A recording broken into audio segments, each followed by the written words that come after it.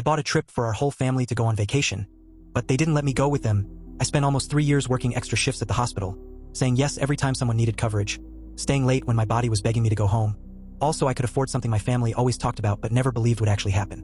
I told myself that if I gave them something big enough, something generous enough, maybe I would finally feel like I truly belonged with them. Ever since my father remarried, that feeling had been slipping away.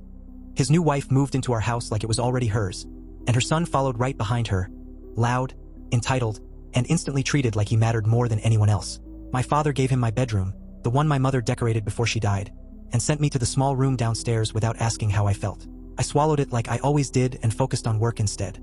I missed birthdays, holidays, and entire weekends while my family enjoyed each other without me. They liked to say they appreciated what I did, but appreciation never showed up when decisions were made. So I kept saving, kept planning, and kept telling myself it would be worth it.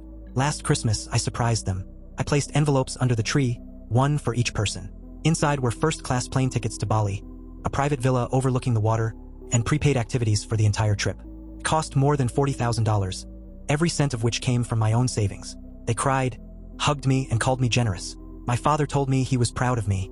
Even my stepbrother hugged me, which felt strange but hopeful. For a moment, I thought things might finally change. The night before our flight, I was packing when my father stood in my doorway with his wife right behind him, her hand resting on his arm like she was bracing him. He explained that the airline had overbooked and that one seat was no longer available.